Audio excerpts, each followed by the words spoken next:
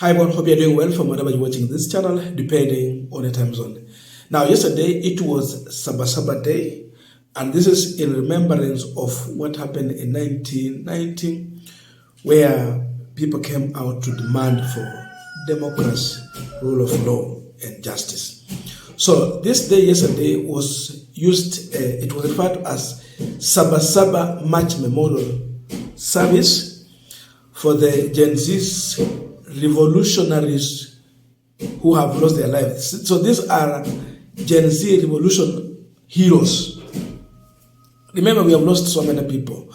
Though you check the government number that talked about 39, the number is more than that. Many have been injured. People are suffering. So the youth decided to use this opportunity to take it to the church and have a mass for these heroes, to mourn them and celebrate them in the church. And this is revealing something, that finally the church is now back to the roles they need to play in the society. And the Holy Family Basilica was full to the brim. Kenyans entered that church. They went there just to have a mass for those who have suffered. And indeed, it was so wonderful. All the music and songs there was about do not fear, usiogope, and that was the way forward. So the church had an opportunity to comfort these youth, encourage them, their families, and they just have time to meditate and pray for the heroes who died of the bullet fighting for justice and democracy and rule of law in this country. And this was the situation, and also at All Saints Cathedral.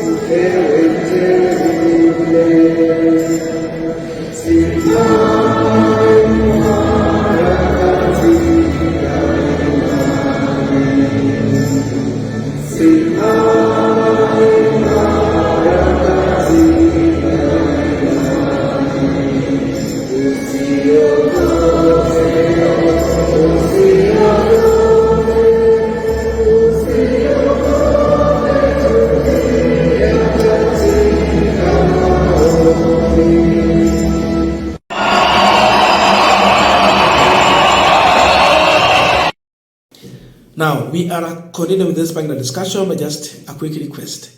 For those who are watching and you've not yet subscribed, please consider subscribing. To our returning subscribers, I must say thank you so much. And again, to all our viewers, please give this video a thumbs up. Thank you so much, and back to this discussion. Now, you might think that the service ended here in the church, but it wasn't so. The youth proceeded to go and parade the names of youth who have died. In fact, all people who died through police excess force and shooting, those who have been abducted, those who have been, injured severely in hospitals, and there are pictures all over. So there was photo, there was a cross, and there were the names, the years also. That was so critical, and it has a bigger meaning behind this that should worry one William Samoei Ruto.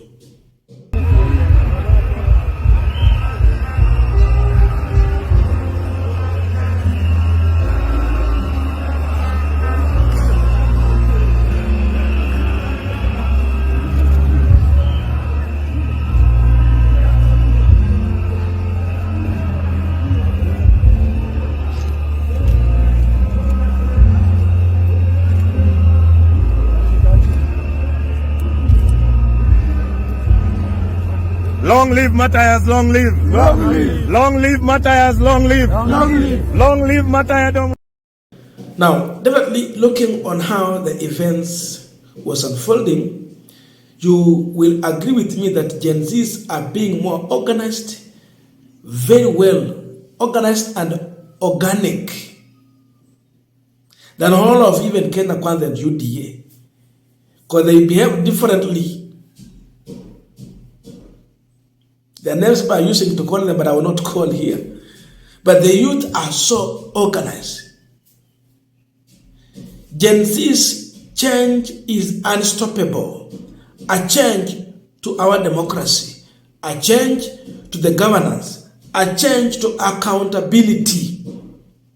This change cannot be stopped. This is a new wave that will force those who are in power to react or act accordingly. Mambo si kawaida. And I listened very well to an interview on Aljazeera English when they were trying to ask question to Reverend Timothy Joya. This is a man of God who saw the suffering that Kenyans were going through, and he said that he will not just keep silent in church to pray for people, but he will get to the street, join the people in protest against impunity. During Moi era, this reverend was beaten. He was shot with live bullets, but he survived. But this is a man of God. That regime even never feared men and women of God in the church. That's how far they could go. And you know, Moi with his Bible and Rungu, even in the church. I learned something that, yani, yeye kando na kubeba Biblia na kwenda kanisani kila siku as his tradition, he still did not listen to men of God.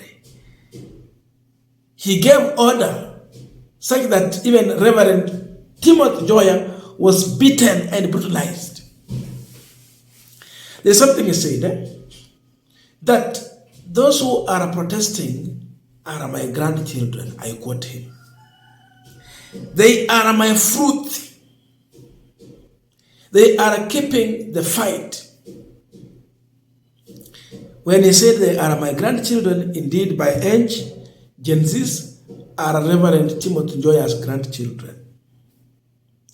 But when he say again, they are my fruit. And he talked about this issue when Moi was using excess force, absolute power. William Ruto as a youth, by then akiwa huko sasa, ile miaka yenye Gen Z wako saizi, he was supporting the regime and defending the regime. So when you see William Ruto, they see one of them to justify the heinous act that Moi was doing on Kenyans. Those people were not armed. They were just only armed with the placard and the message, just like what we have today. So I asked myself a question. When Reverend Timothy Joya said that the Gen Zs you are seeing today, they are my fruit. So who is William Ruto's fruit? Your guess is as good as mine. Ruto is the fruit of Daniel Toroitich Arap Moi, the late second president of the Republic of Kenya. He was defending the crime that Moi was committing on Kenyans during that time. He was supporting Moi. That's where he was. So when you have such person in position of power and privilege, you can imagine what he will do. So ni vizuri wa Kenya siku zingine mkipigia mtu kuru muangalie what is his background, where did he come from. So definitely William Ruto is the fruit of Daniel Toroitich arap Moi, the living and breathing Moi of our times. So the suffering we saw, kina Raila, Orengo, Koigi Wamwere, you know, all those leaders, Reverend Joy and others, when they suffered under Moi, the beating, brutality, killing, abduction, it is happening today under the leadership of one William Samoei Ruto. So when you see this youth mourning the dead, nani alipeana order ya kuua? Cabinet wakakaa wakasema ya kwamba police did an exemplary job. They praised the police. They were really congratulating police for doing a recommendable job. Recommendable job of killing. Revolution is here. It is peaceful revolution. If those who are in power cannot see this, then soon they will realize when they are out of power, because they are out of touch with the people. They are not realigned with the reality of things in this country. So that story has reminded me a lot, looking at what is happening today. But I want to congratulate the church. The youth are also doing a commendable job. Gen Zs are now,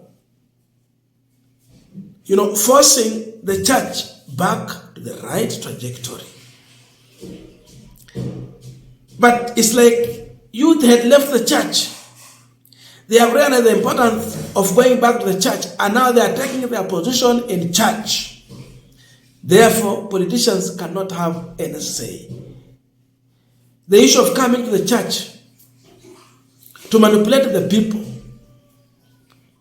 Imagine if Ruto would go to All Saints Cathedral or Holy Family Basilica. Will he be granted the chance to address this youth?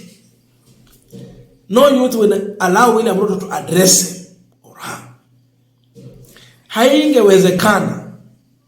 And therefore, even politicians, they said, mkuja kanisani, mkae nyuma, mnyamaza, msikize injili, you go home. Don't come to address us in our churches. If they thought that this is just something for some time, it will go away. It is not going. It is here to stay.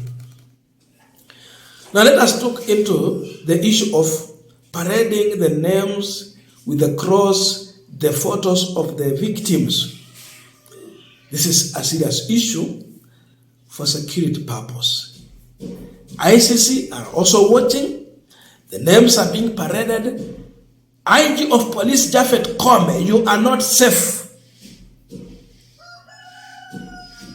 If not now, any other time, you will have a case to answer. Because they are parading, these people have been abducted with their names and photos. Those who have died from bullets, the severely injured ones, you have a case to answer. So the world is now aware, because Gen Zs, you know, played very smart to parade this name in their own wisdom. They are sending the message to the world. So when William Ruto will get out, as he is a flying president, by the way, he has been forced to ground. All airplanes have been grounded. This man is no longer flying since Gen Zs took over the mantle seriously. So when they get out, they will see huyu ndio anauanga wananchi kwa nchi yao, aniua vijana. You know, look at that. The kind of discussion other people will be having about William Ruto. The respect is gone, and now a criminal case, an allegation is now on him. So definitely, you are dealing with a generation that is well informed, well educated, and yearning for a change. You won't abuse the taxpayers' money It was finance bill. It's no longer about finance bill. It is also all about our resources. How governance you are really doing with our taxes. So the story is changing. Revolution in our church, on our street, to State House, to Parliament, across the country, and all over. So if Ruto thought that he's going to use Moi's map, book, and story to govern this country, it is not going to work. It is falling flat. Definitely for Moi, he was using the old constitution that gave absolute power to the president to somehow act like a dictator. Autocracy. We moved. Our 2010 constitution is here to stay. That gave power to the people. So you have to realign with the constitution and the change that we have gone through. Get out of slumber and realign with the constitution. Know that you are no longer going to operate using the old constitution in this new dispensation. It can't work. So that's the message. I don't know your views, but let us put in the comment section to continue with this discussion. Thank you so much and see you in our next video.